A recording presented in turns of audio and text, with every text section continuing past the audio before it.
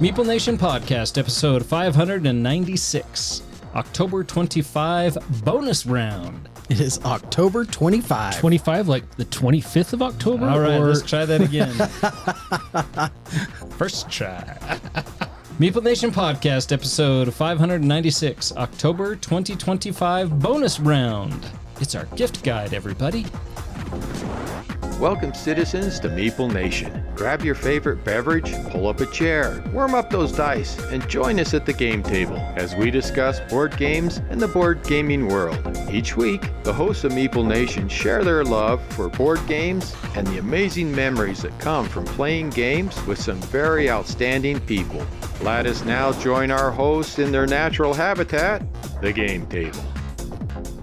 One of the best episodes of the year. The holidays are upon us.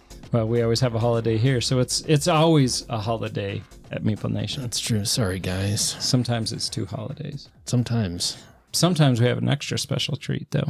Today is one of those days. Today is one of those days. Yes, it is. We have a special guest with us today. Hello. Hey, Amberlee, welcome back. Introduce yourself. Say hello to the world. Hello. I am Doug's daughter. And we're so happy to have her here. We are indeed. She is my big gaming buddy. She is awesome. And she has been serving a mission for our church for the last 18 months. So she's been gone and we've missed her. And now she's back and we're getting her back in the saddle, back in the gaming groove. Ready to game my heart out every day. Game your heart out, yeah. Yes. Love it. The other day we played a game of That's Not a Hat, and so she was all excited because she could put in her first game on BG Stats. That's true. She could mark that everybody was a winner. Except Brad. Except for Brad. Which made all of us excited. Yeah. So Oh, it's so good. Yeah, we were playing games on Sunday. We were playing like games as a family, and everyone else had kind of worn out and had pieced out and taken off. And Amber was like, "So what are we playing?" I was like, "Oh, yeah, the after party. Let's get the after party started." Nice. So yeah, we were up till past midnight playing games. It was awesome. that is awesome. I remember when Ashley used to do that. Now she can't. She's got old lady disease. She can't stay up past. Well, no, she can stay up plenty late, but if there's a game mentioned, I'm tired, but I'm gonna go watch TV. Yeah, it is work for some people. I get it. Yeah, no, yeah, It's fine. It's fine. To each their own. yeah, for sure. We are the hosts of Meeple Nation. I'm Nathan Howard. I'm Amberlee Stewart. I'm Andy Holiday. And I'm Douglas Stewart. With our powers combined, we are the world's most okayest podcast. And even with the addition of Amberlee, she brings us up a notch, Yeah. but that bar's so low. We're now the mostest. the okayest. mostest okayest. I like it. Yeah. And with our most okayest podcast, we have the world's most okayest website. Go on over there and you can find all the links to all of our past episodes. You can find links to our socials and all of the goodness that is there. And of course, you will find a link to our Patreon page. We love our patrons. Our patrons make everything happen. Our patrons made it possible for Amberlee to have her own microphone while we were here. Makes me think back to the day when we had a single microphone sitting in front of the table, and that was pretty bad times. Yes, it was. Because you couldn't touch the table because every little sound you made was picked up by the microphone. Yeah, it was bad. Yeah. Thank goodness I don't have to share with Nathan. Yeah, you are not I wrong. have no idea how bad it was. Still in therapy. Still in therapy. That was the height of technology back in the day.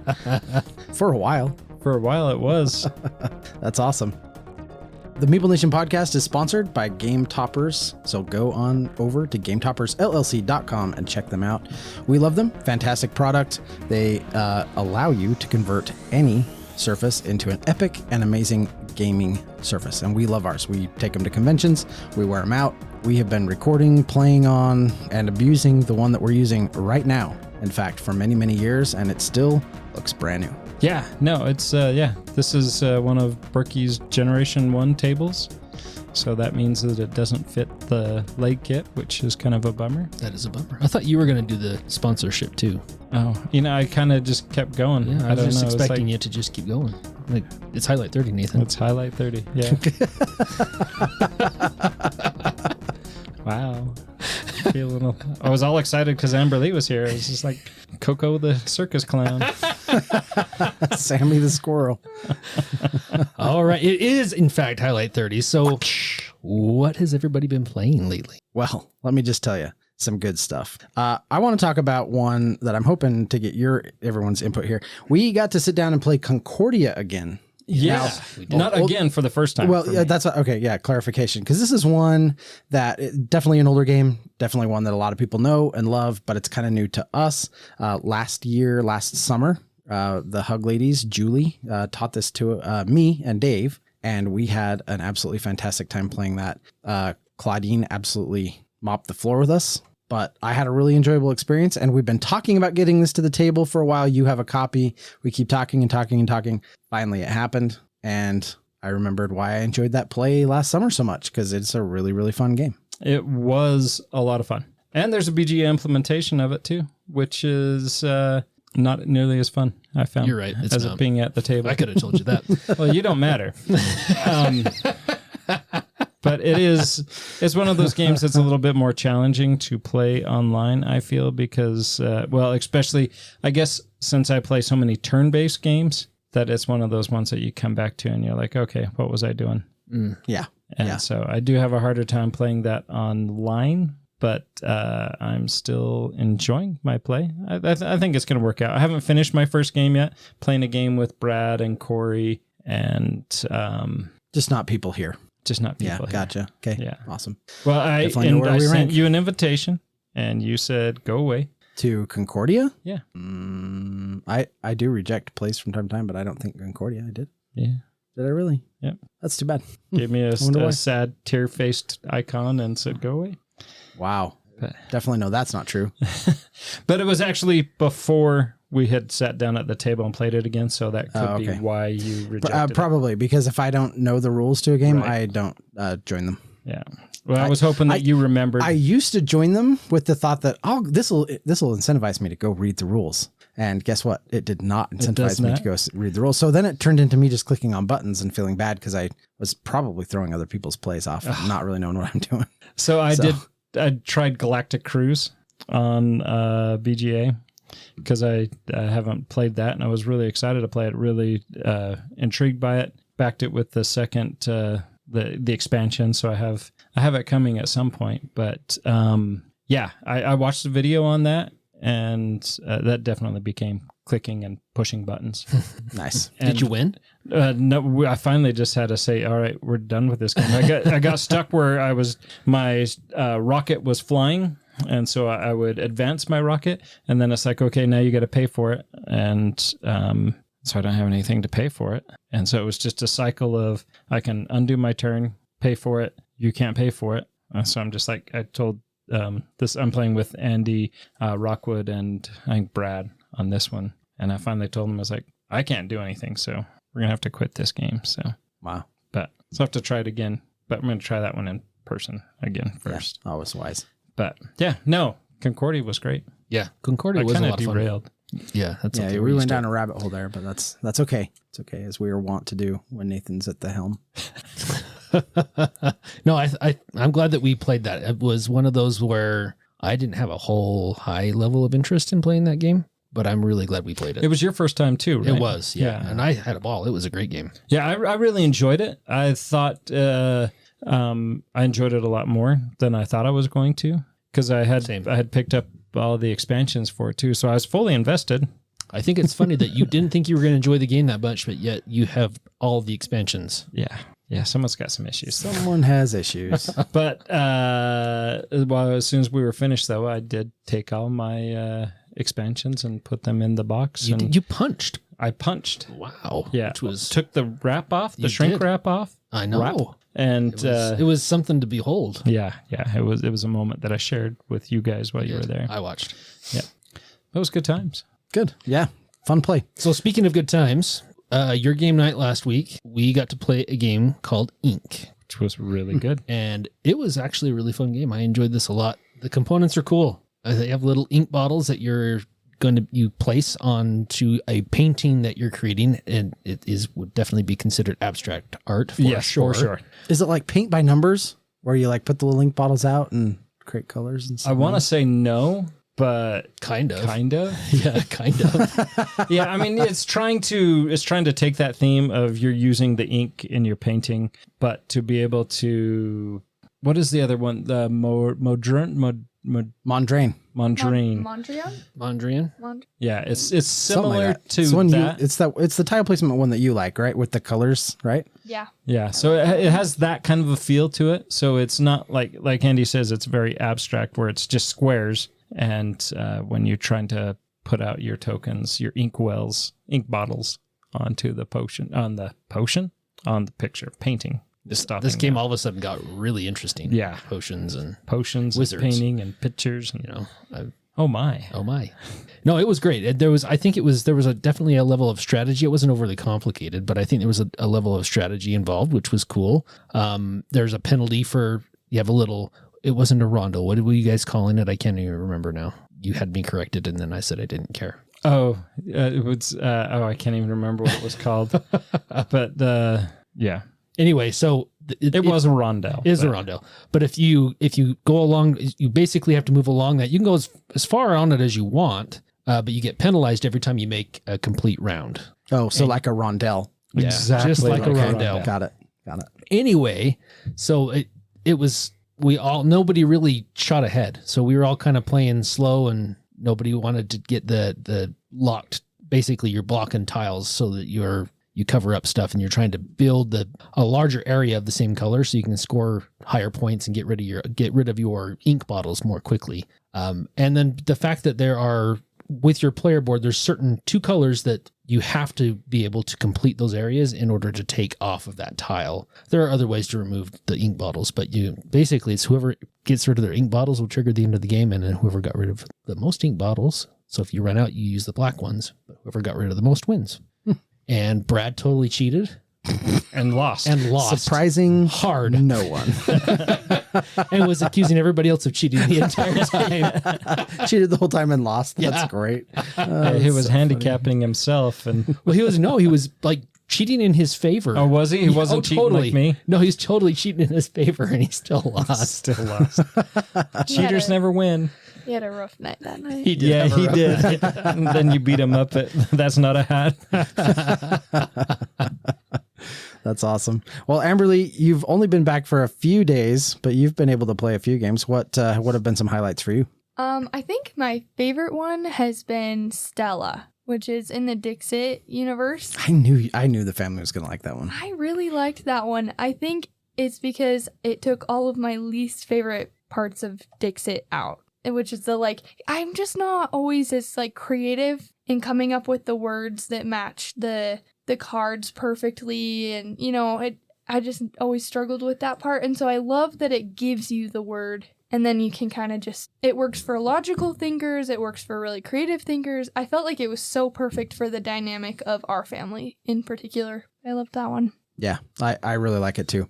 I will probably talk a little bit more about Stella later, because we're going to talk about Holiday Gift Guide, and it may make an appearance on that. So I really like that game though a lot. And when I first played it with Nathan, and who did we play that? Was that with Amara? I think it was me, you and Amara. Yeah, I think it was Amara, if I recall. And we really enjoyed that. And I remember getting done with that and being like, okay, this is probably the version of Dixit that my family will like the most. And I think they did. Like Autumn said she liked it. Both the boys really liked it, and Lydia liked it a lot. So it's and it plays up to 6 players. So it's a good family game for us. So excellent. Well, we talked a while back about a game called Azure.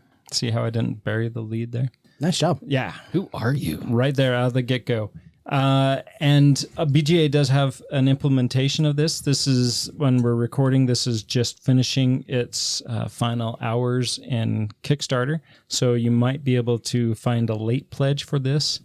But we had talked about it, and there was only some images that were out and about. But this is totally a fun game that I have got to play. And I've played it. I played it solo once, and then I started inviting Jody, and I was able to defeat Jody once, and then Jody figured out how to play, and I've never won since. Yeah, that's pretty much how all games with Jody go. Yeah.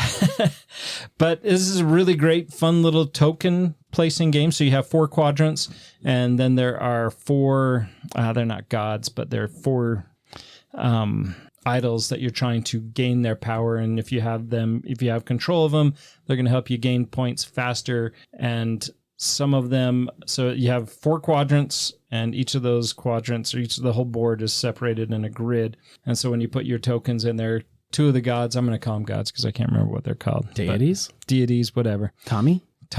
Kami. Oh, a Kami, yeah. No? No, Demigods? they could be, maybe. Astral beings? I need to know. Something. What kind of thing are we talking about here? I demand. Deities are they? Demand answers. The people want to know. Cosmic powers. What is happening? Itty bitty living space. But anyways, 2 of them, you have to have the most of your tokens in the line of either the column or the row. And if you do, then you have control of it. The other one, you have to have the most in its quadrant. And then the 4th one has some other means of trying to maintain it. And I can't remember what that is either. But Azure is a very exceptional game. And it's aesthetically very pleasing. And I think that's what we talked about when we first... that's what drew us in. Into it. Yeah. And the game has the pictures have some really nice tokens into it, and it's just really well done. So if you're looking for a game that you want to play while it's still in Kickstarter development, Azure, jump on over to Board Game Arena, give you a chance to try it. It's has a solo option so that you can play it solo, or it's a 2-player game. The pieces look like Mentos. They I'd do. want to eat them. Just don't put it in your Coke. So Azure, I thought, was really good. Cool. Well, I'm looking forward to playing your deluxe edition when it finally arrives. Maybe. Yeah. Oh, you don't. Okay. No, you can totally play if you're good. Yeah. Wow. If you're good, yeah. I didn't realize I was on probation. No. It was just I was trying to imply that maybe I didn't get it, but yeah girl, you did. You know it's true. Yeah, you did. Yeah. We all know it's true. But yeah. No, it actually comes with 4 games if you get the deluxe version. So, but anyways. Nice. So 4 games. 4 games. All deluxeified. So with that, let's cut the highlights kind of short because we got the gift guide. We've got the gift guide. So we have the gift guide. Yes. I'll stop talking over you. I didn't want to be left out. Do I need to join? Yes. Yeah. We've got the gift guide. There we go. Nice. It is good. gift guide. Now we can start. All right. Let's go. So kind of, we all did our own. I didn't give anybody any guidelines when I said come up with your gift game ideas. So everybody just kind of did their own thing. So for me, sure did. I just picked 5 games that I thought were really good games. And I picked games that are kind of simple to teach, easy to play, family style games, whatever, gateway games, whatever you want to call them. And on my list was Ink. Ink was one of those games that I thought was a great one just because of the aesthetics of it and the ease to play. And I think it's a game that's going to be a lot of fun for a lot of people. So Ink is one that I would definitely suggest. Very nice. So I did something. I also picked 5 games, but I kind of divided them up. I had 3 that were more for like families and 2 that were maybe a little more for gamers. And one of the first ones on my list for families, and I'll just dive into it because we already started talking about it. I really do think that Stella Dixit Universe is an outstanding game. And I think it would make an amazing Christmas gift. This is the kind of game that is very much directed to a family. And I think everybody is going to have a whole lot of fun with this. Sorry, I messed up your notes. I should have waited until you were done. And Nathan's sitting here moving my notes in real time. I'm trying to talk about it. I'm like, wait a minute. All my stuff is disappearing. Here's the thing, though. I think that if you've played games like this, if you like that interpretive art, all the crazy art on the card kind of games. So think Dixit, Mysterium, Detective Club, Obscurio, stuff like that. If you like those types of games, I think this is a given, right? If you are into those, you kind of owe it to yourself to check this out. If nothing else, it's an extra pack of Dixit cards that you can add to your Dixit game. Because it has the same backs, it's the same formatted cards and everything. You can take those cards, you could just throw them in your Dixit game. Or you can bring your Dixit cards over into this one. So there's some compatibility there. So if you're already kind of into it and you like it, play this one. You owe it to yourself. You will like it. It's great. If you don't like those types of games, honestly, this might be the one for you. I agree. Yeah. Like really. I mean, and I don't say that lightly. I mean, this might actually be the one that gets you. There is definitely some strategy there. It's mild, not at all claiming it's heavy strategy, but there's definitely some critical thinking involved in the order that you announce, what cards you picked and that kind of thing. And there's a lot of simultaneous play in this. So everyone's kind of doing stuff at the same time. And then the part where you are actually going around the table and everyone's taking turns during the scout phase, everybody who picked that card is scoring points. So it's a team thing. You want to pay attention to what everybody's doing. You're fully engaged. So I really like that about the game. Obviously love the Dixit art. And the production on this is really good. The little chips are an actual, they're a mini size poker chip. It's got so like really high quality components. It's got dry erase boards, markers, little wipe things to clear your boards off, everything. I just think this is a solid one. And I really don't know anybody who's into games at all, any family that wouldn't love to see this one under the Christmas tree. It's a great game. Yeah. Good job. I agree. As someone who really doesn't care for Dixit, the original game, I definitely agree with everything that was said, that it's a very fantastic, well done version of Dixit. Cool. Awesome. Amberlee approved. Amberlee approved. I like it. Nice. 2 thumbs up. Well, I went a different route than you guys.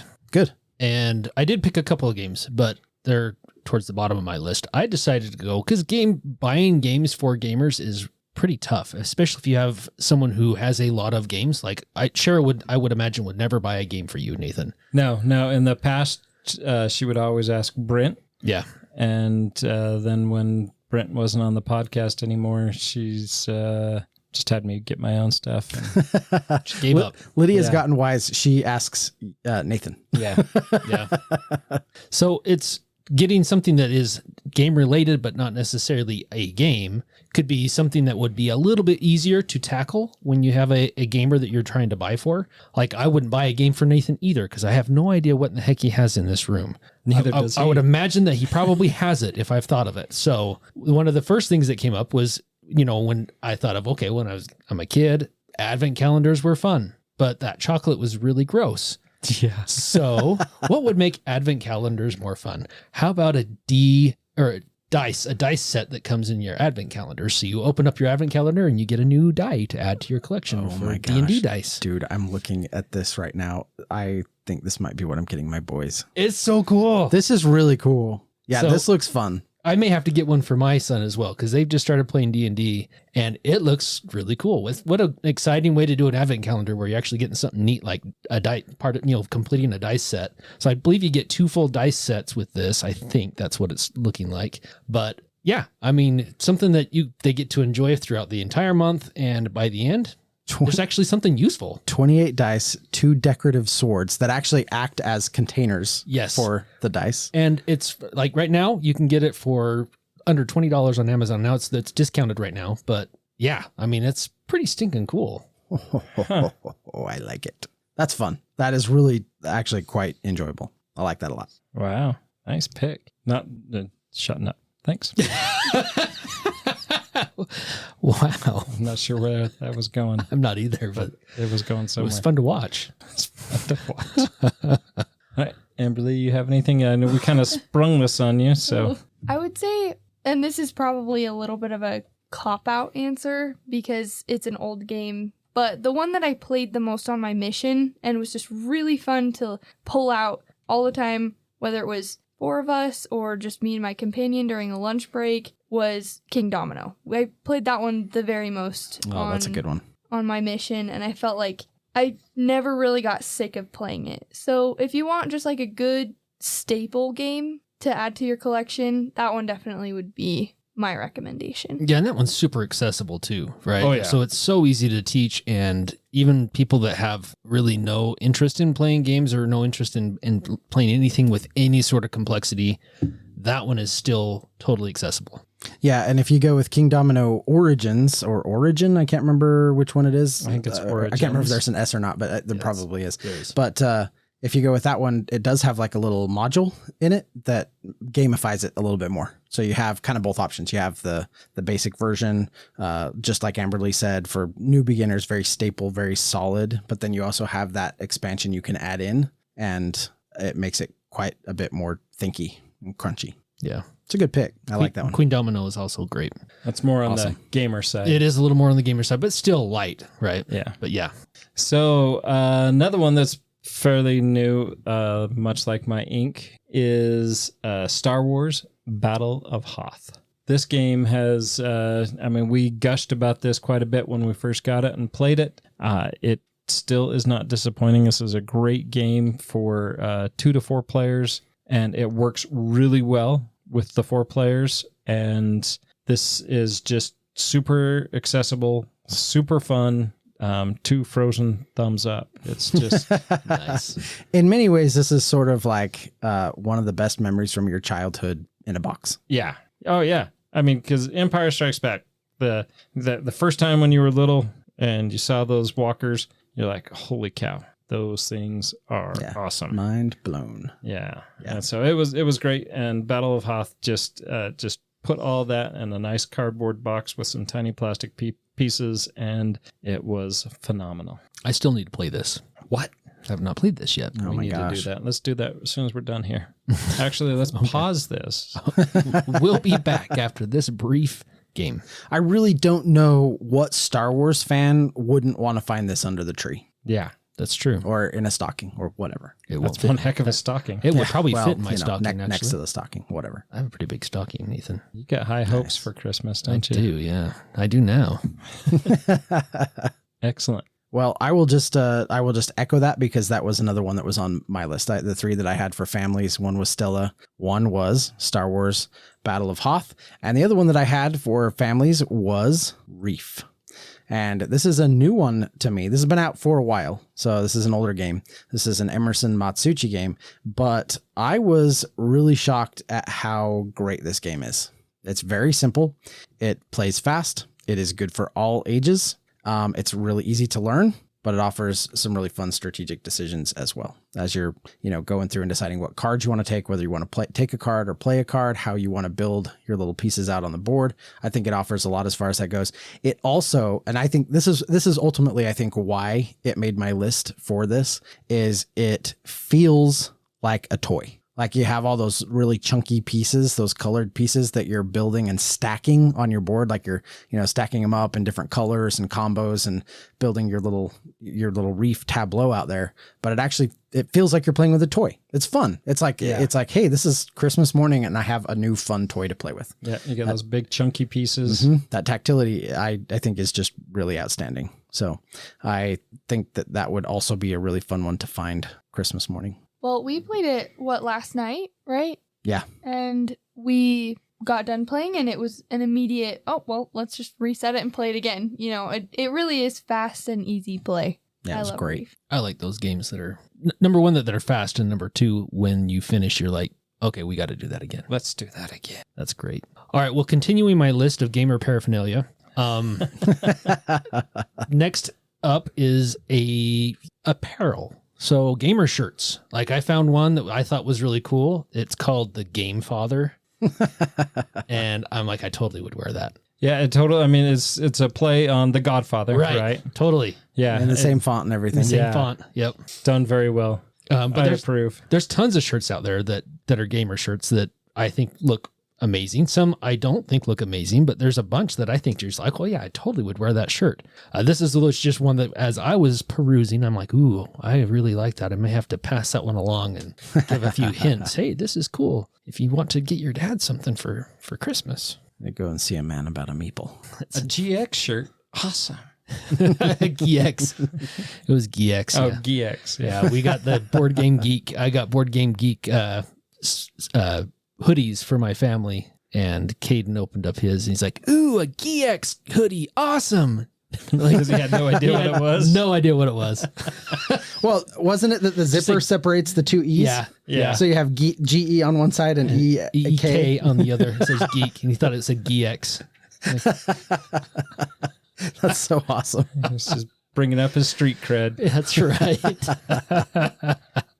Fantastic. This next one that I have is Patchwork. This is one that Great I game. have not given as a Christmas present, but I have given a couple times as a wedding present. And I think that it's a really good, it's super cheap, and so it's not going to break any budget. And it's a really good, you could probably, if you find a better 2-player game, but I feel like not just for the families, but also the couples in your life, whoever could use a good 2-player game, Patchwork is always really solid. Very solid pick. Love Patchwork. Yeah, that's Cheryl's all-time favorite game. She loves to defeat me. In fact, we were just talking about it yesterday. We had the girls here for dinner, and we were comparing her win to my loss record of that.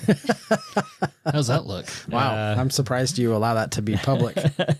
And she wins the game 78% of the time. And Wow. I had an overall win record of 48% because I haven't played only against her. I've played with some other people that I've won some here and She's really hurting your averages there. there.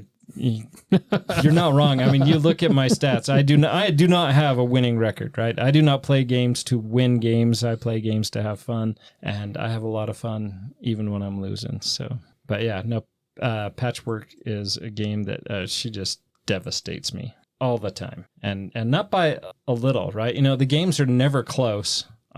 It's rare that I have a positive score. Like Ticket to Ride? She's whooped me at Ticket to Ride a couple of times. I was just thinking, rarely you have a positive score too, so... Yeah, well, I was just talking about that because my youngest daughter, Madeline, we've been playing a lot of games with her, and Ticket to Ride was one of those ones that we had played, and she didn't know how to play. She was kind of just doing stuff or whatever, and she had picked up a bunch of tickets. So she's totally going to have a negative score. And I was like, well, don't feel bad. I've lost more than once with a negative score, and I know how to play. And I think the widest gap was Cheryl one game had 135 points, and I had -5. Oh my gosh. Wow. Holy cow, Nathan. So yeah, Wow. but yeah, not winning. Winning is not my drive for playing games. But I mean, it's always nice to win. I don't like go out and roll over and play dead, but. We don't necessarily like it when you win, but Yeah. It's not as bad as Brad it's winning. good to have aspirations, I guess. Yeah. You're right. It doesn't seem to be as bad. Why is that? I don't know. Poor Brad. We love Brad. We do love Brad. Probably because he loses a lot. Because he brings up everybody else's average. Sorry, Brad. His stats are looking pretty low in my In your book, yeah. my book. So another one that I just played recently, it's probably been 2 months now, but is Bomb Busters, and this is a deduction game where you play a series of games, and each game is going to get progressively more complex, and you're trying to defuse the bomb, and you don't want to cut too many wrong wires, and then you want to make sure you don't cut the wrong wire that sets it off. But what you're going to do is you have tokens in front of you, and if I recall right, I think there's 3 of each number, and you're trying to play your number that you know somebody else has, and so you're going to say like, okay, I got a 3, I'm going to play that, and you pick somebody to play a matching number. And so you hope that they have a matching number. And there's ways to get that information out there and to be able to understand. And once the numbers are out, then it's also a process of elimination of what people have. And you put your numbers on your tile. You have like a little standee that's facing you. And so you put your numbers from the lowest to highest. And when you start to take out a number or something, then it kind of gives information. So if I take a number that's out of my middle, or if my first number is like a 4, then you know everything I have is above a 4 or above. And I think you guys would really like this. I'd like to try it. How does it compare to Time Bomb Evolution? It's much different than Time Bomb Evolution. Time Bomb Evolution, you're playing with those cards. This is there's no. I guess there's No, there's still some similarities there. There's no random information with Time Bomb Evolution. It's just randomly dealt cards that you're trying to get. But you don't have bombers and the SWAT. Okay. In this. Gotcha. This is a purely cooperative game. So everybody's on the same page. No one's trying to blow you up. Interesting. And you're just trying to deduce the information that's there. The game, you start off with some very easy ones, but then they get very, very complex. And there's a lot of information that you're trying to juggle and some different colored numbers that you're trying to make sure that are all there. But the challenge is there, but the easy play, accessibility of the play of the game is great. And the fun is, this is a fun game, Andy. You know what? I don't believe you. It's a fun game. When you say fun, it means something completely different. So I'd have to ask somebody else who has some credibility. Yeah, I mean, this does go up to 5 players, so it's almost a party game. Okay, maybe it's not quite as fun as you think it is. Yeah, so, but this is one I think you guys would like, so. And I really like, so honestly, I don't care if you like it. I just got to find somebody else to play it with. Amberlee, I think you'll really like this game. I'll play it. I'd totally play this. Yeah, it looks fun. Yeah. So that's Bomb Busters. And it was also one of the Spiel des Jahres nominees. I can't remember if it won or not. Awesome. Yeah, that's great. Next up on my list, now we get into the more crunchy games for gamers that I wanted to just do a quick shout out for. The next one on my list is SETI, Search for Extraterrestrial Intelligence. This is an absolutely fantastic game. And I think I speak for everyone in the group when I say we've all really loved this game. Absolutely. And have had nothing but a good time playing it. Multi-use cards, tight action economy, loads of choices and strategies. It's competitive and crunchy, fun theme, highly replayable. So good. Highly, highly replayable. If Doug didn't have this, it would be on my list. It may still be on my Christmas list. It's phenomenal. I would understand that. Well, the only It is a reason great game. it's not on my shelf is because the only people I would play it with are here. So Yeah, I should try to emulate that. yeah. You should. You don't, and you probably won't, but you should. You don't, and you probably won't. Now that we're all aware of my problem. All right. Well, one thing that I enjoy doing at game night is providing drinks for everybody. So I've got a fridge chock full of soda, waters, and what better way to complement those said beverages than with a D20 ice mold that you can make D20 ice out of. Didn't Dave get this one? Yeah. He bought it and then backed never, it, and, yeah, never used it. Never used it. So I actually have a little bit of a story for this. I had a really proud dad moment.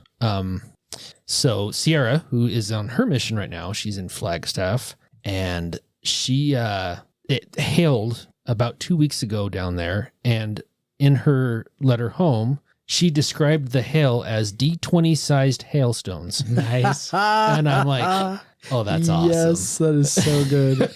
I'm like, I'm so proud. I have a tear from my eye.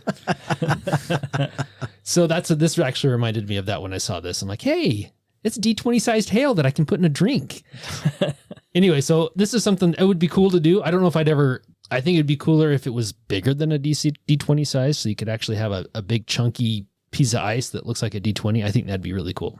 Well, you get a big die like the big round ice cube that they put like in bourbon. Yes. Yeah, but have a D20 D20 so it's shape, like baseball size almost. Yeah, that'd be awesome. So the one that you have a link to, it is. Oh, it is big, isn't it? It's large. Yeah, it's very large. Size. Yeah, look at that. That's great. Big. And it's exactly like what you're saying. It's like the kind you'd put in like a fancy drink or something like that. Anyway, it looks awesome. It really does. That's very cool. So it'd be cool just to make a few of those, or just buy a few of those and get your game night set up Exactly. with some fancy drinks. I want the stuff on Andy's gift guide list I know. this year. Some pretty good stuff. Maybe I should just let everybody have their own free reign more often. Instead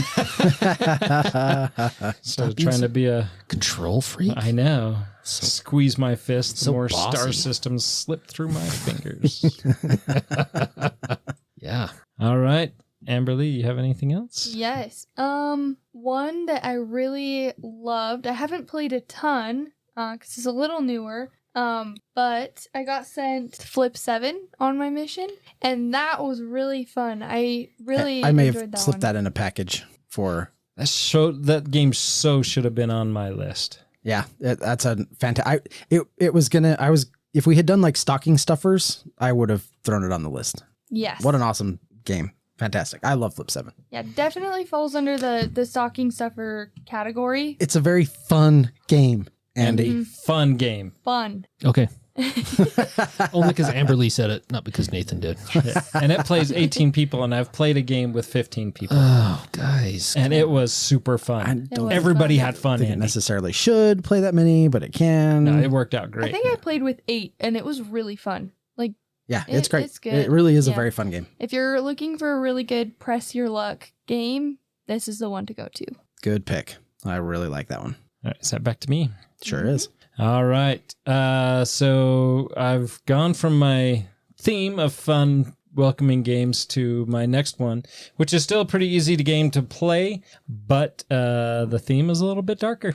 And this is Moon Colony Bloodbath. And this is, we're sending our astronauts or our colonists to the moon.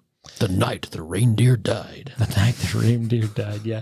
And while they're on the moon, all the robots are there, and the robots never go wrong, right? And that's part of the theme is that, you know, we don't have to worry about the robots because the robots don't do anything wrong except for accidentally kill people.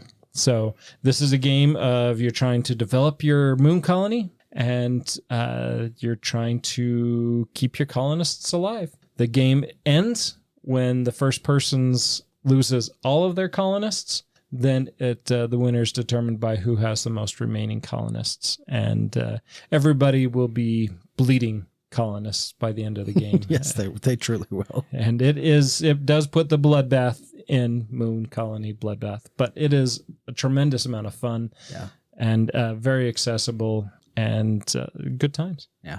Nice. If you're familiar with the Fallout franchise, this has a very Mr. Codsworth, the robot kills everyone kind of vibe, okay. with a lot of that same humor. Yeah. Right. There's a lot of that Tongue in cheek. very yeah. tongue in cheek, very, you know, the flavor text on the cards is so good. I think one of them was like, this robot has been checked and double and triple checked for errors by our error checking robot. And it like all of the flavor and vibe of this game has that very, very tongue in cheek. Yeah, the robots are definitely going to come and kill everyone kind of vibe. And it actually works really well. I liked this game quite a bit. It's different, but I liked it. Yeah. It was good. I want to play it again. I can make that happen. Good. Okay, so the last game that I wanted to recommend is one that is fairly new. It's more recently released, but I wanted to throw a more crunchy game on here that was also a cooperative. And so I highly recommend Vantage. So this is, I think, the latest, if not one of the latest additions from Stonemaier Games. And we have had a really, really fun time with it. I really love, this is what I love. You've got 1,800 plus cards, all designed to tell variations of essentially the same thing. Yeah. We crash landed on a planet. So what happened? Well, any number of crazy different things. Well, what did we see? Any number of totally crazy different things. Well, how did the story play out? Any number of crazy different ways. Well, what was our objective? Well, any number of crazy different objectives. Like it's like, well, so did we just like run through it? Yes. The one time we did. Well, did we just sit and craft? Yes. The one time we did that as well. It was awesome. And like the one game we played, I think that's what Nathan did. I think he turned, what did you turned? I turned like some plants into like a machine spear, gun. and yeah, eventually I got it to a plasma gun. Yeah. Started off Wow. with 2 leaves and was able to evolve it to a plasma gun. That's It impressive. was awesome. While the rest of us were out kind of roaming and exploring and all that kind of stuff. This has just an absolutely disgustingly high replayability value. Absolutely. Like it's amazing that way. It's a great adventure. So if you just want to have a cooperative adventure together with your game group, I think this will fit the bill. Go into it with that attitude, right? I don't think this is going to necessarily blow anyone away in terms of new, fresh play or anything like that. I don't want to like oversell it or overhype it. I think you just have to know that if you just want like a really great cooperative adventure, this is the game for you. And it leaves you very much with that. Hey, remember the time we crash landed on an alien planet and Nathan built a spaceship and took us all home? Or Remember that time we crash landed on an alien planet and Brad needed to head north and search the stars in the sky? So he delved a cave instead, got He lost, went underground and died. instead. Why doesn't that surprise me? That is exactly what happened. Oh my gosh. Holy crap. That's awesome. Brad's It- like, ooh, it pretty was- moving lights. It was awesome. He Nope, knew let's exactly go where to the he knew tunnels. exactly where he should go, but the cart he was on had a cave, and he was like, Gotta go check "Oh, out I'm the cave. definitely checking out the cave." And he went down further and further and died. Oh my gosh. That is If one of great. us dies, we all die. Dang, Brad ruined it for everybody. Indeed. It was awesome. I really like Vantage, and I can't wait to play it more and more and more. I want to unfold more and more of those variations on that story. I think Yeah, it's great. Vantage was great. Yeah, that's one I need to play still. It looked really good. All right, so I'm going to lump 4 into one group here. So I know every year we kind of talk about accessories and whatnot for your as a game gift, and I'm going to kind of lump some of these in. So obviously, getting your geek up bits and stuff like that, that's always nice. Getting it upgraded components. Don't let Greg listen to this episode Yeah, because that he dude likes has, to upgrade his upgrades. holy cow. Okay, side note. So he hosted Lords of Waterdeep at SaltCON end of summer. Right. And the number of upgraded full sets of upgraded components for that game, I think I'm not exaggerating. I think he has 5 complete sets of upgraded components. Different sets. Different sets. Of which you can only play with one at a time. Correct. And he had them all together in the box. I'm like, why did you get all these? And he blamed me for it. Because apparently I introduced him to upgraded components. I do like upgraded components, and I think that's a great thing. If there is a game that you, one of either your friend or your gamer friend or whatever, if there's a game they love and they don't have upgraded components, check out. And there's the Geek store on Board Game Geek. There's Etsy. There's a lot of places that you can go to get upgraded components for games and for specific games. There's also coins, which we all have coins that we just throw into a game. If we're playing in a game that kind of has lame cardboard coins, we'll grab a bag of coins and play with those. But dice trays are always nice. Dice towers, game bags. If you are traveling to family events or to a game night, having bags to carry your games in, that's huge. Luxury dice. I mean, we've already talked about dice with the advent calendar, but they have some really nice dice sets out there that are kind of expensive, but some of them are really amazing. Some of those dice sets are beautiful. So that's something. Then game mats are always nice. Having game mats, even if you already have game mats, more game mats that have different themes or different colors. That's always nice to have as something to be surprised with under the tree. Yeah, I would just add to that with a special emphasis on the poker chips. The iron clay poker chips we used last night when we played Reef, and it just completely elevated that experience. It's having good. I have mine sitting right here on the table, so they're always there anytime there's a money counter. Yeah. And it's just fun to play with poker chips when you're... I think they actually just make a great sound. enjoy the poker chips more than the coins. I just play I do too. Although, I mean, kind of going on the same avenue. I mean, like Hoth, right? Star Wars Battle for Hoth. Went to Etsy and I found some replacement pieces that James was nice enough to 3D print for me to replace all the cardboard. Printed a set for Doug, They myself, look so and nice. him. Yeah, they're awesome. And they're super nice. So you have the crevices, the where the ice is shooting up. I can't remember what it's called. Yeah, there's like the hills. You've got the little crevices, the rock pieces, and then the what are they like the You have your ion the cannons too, right? the stalactite Yeah, thing, the like the big ice- ice chunks that are coming up. Your ice columns. And then you have the ion cannon and the shield generator. Yeah. That's cool. And then the little units that you can snap all of your troops in. Yeah. And so you can just move your troops as a group, and even the T-47 snow speeders. And that you could just move those as a group. And if one of your vehicles or your troop is eliminated, you can just pull it off of that. But that unit is still together. And then I just recently picked up for Star Wars Outer Rim, I picked up some metal Star Wars credits. Right. So those are really That's nice because awesome. it comes with the cardboard ones that were kind of lame. But Those were these- cool. Yeah, I liked those. The metal ones are super nice, and some upgraded bits for the counters on the to track your reputation. Those are the kind of components that make you want to play the game again. Yeah. For sure. More sometimes than even the game wants you to makes you want to play the game again. Yeah, sometimes, yeah. But still, all those little things that, so if you, like you mentioned, Andy, and that there is, if you know a game that your gamer likes, get them some of those upgraded components. Last year, Doug got me some upgraded components for River of Gold, which are amazing and were super nice. Had little magnets in it that held the lids on. Super, super nice set. And then, like you mentioned, apparel. There's tons of gaming apparel, and that is just becoming wider and wider and more accessible. Card sleeves. Gamers always need card sleeves. Yep. Baggies to put pieces in.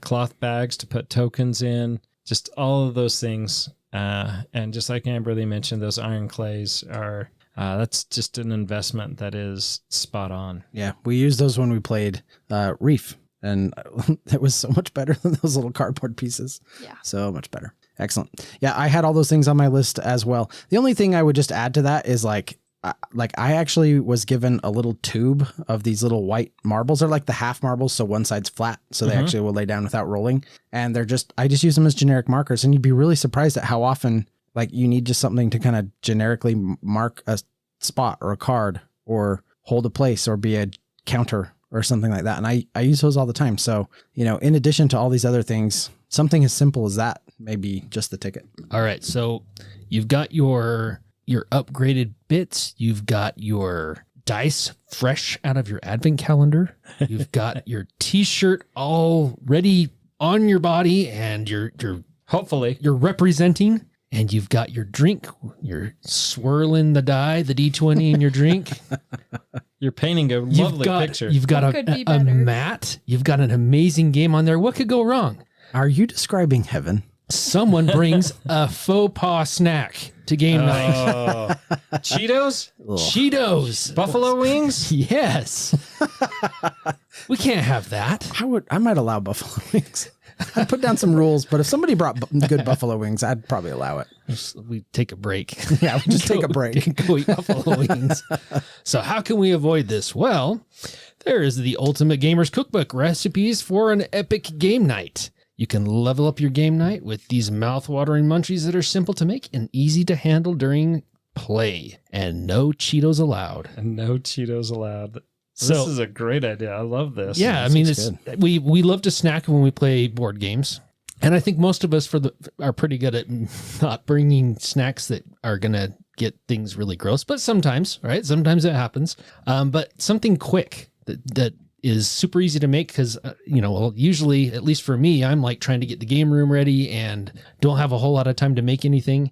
It would be nice to have some recipes that, okay, what am I going to do? Pull open the book. I'm going to make this. And you put it together really fast, 20 minutes. You have a snack to share with everybody. And yeah, this is a kind of a fun idea. And some of the recipes look actually like they're pretty tasty. Yeah. And I like that it's for all skill levels. So they got beginner through advanced stuff. Yeah. Here.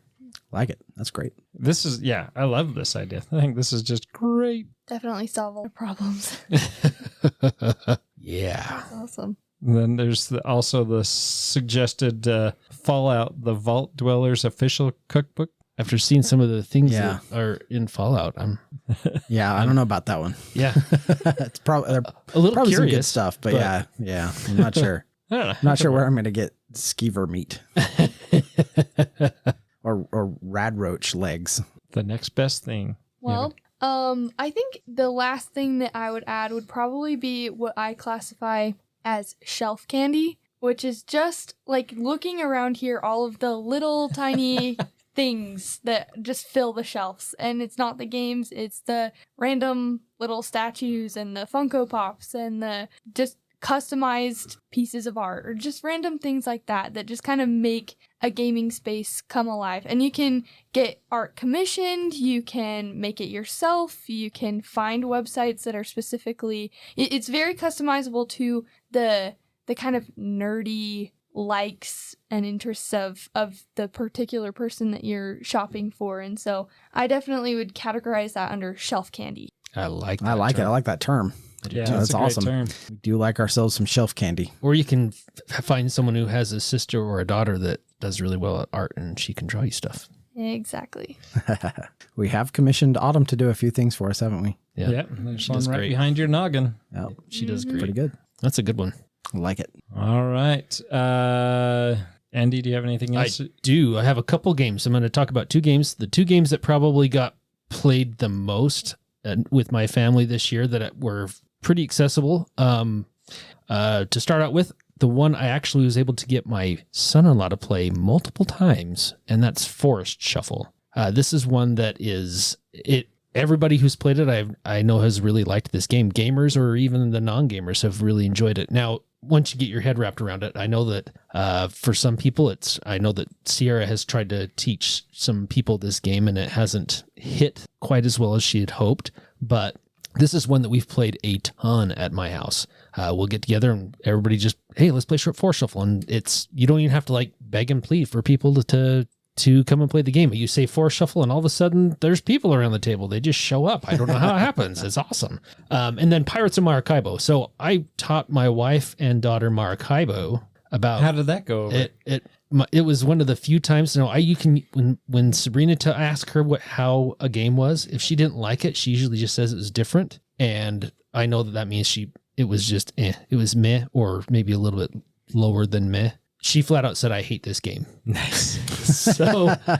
So there's no love for Maracaibo. That being said, Pirates of Maracaibo, it hit a little bit better at the table because it is way faster, way more simple. And I honestly think there's a lot more you can do, and it's a lot more fun. I really love Pirates of Maracaibo. And the fact that they've got a new expansion out, that has upped my excitement for this game again. But this is one that I think, as far as a midweight game, it's fairly accessible, really easy to explain.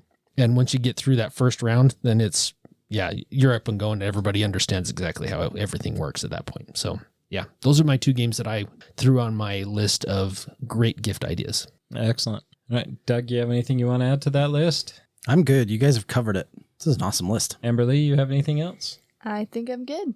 All right. With that, we will say, there you go. There you go. There you go. There is the Meeple Nation 2025 Christmas holiday gift guide. So Happy holidays. happy holidays. Enjoy it. And we'll be back next month in November. Until next time. We'll see you checking that list or making that list, checking it twice. Gonna buy some giant ice dice. Nice. Woo, that was good. Yeah, see, I had to make up for the next week's episode. I thought you were talking about the last 4 years. I was going to say.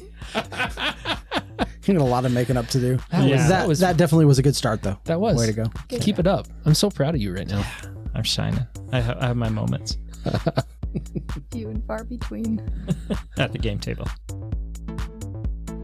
Thank you for listening and being a part of Meeple Nation.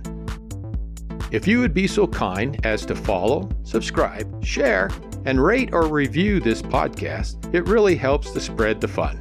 You can be more involved in supporting the podcast by joining the nation at patreon.com/Meeple Nation, or you can find a link at the top of our webpage, meeplenation.com. And while you're there, look at all our extra content. There are links to all our past episodes, a wide variety of blogs, pictures from our Instagram feed, and bios for all the hosts and our awesome bloggers. Follow us on Twitter, Instagram, and Facebook, all under Meeple Nation. If you would like to chat with the hosts or other members of the nation, you can join our Facebook group, Meeple Nation Off Air. We hope to see you again at a game night, a con, or maybe a suspense-driven evening of Werewolf. Thank you for listening and supporting Meeple Nation, and stay tuned for next week's episode. Thank you so much for listening. We very much want to thank our patrons who help keep the podcast running. I personally want to thank my co-hosts for all the help they provide with both content here on the podcast, in addition to what we have available on our website. Without them, the podcast would not happen.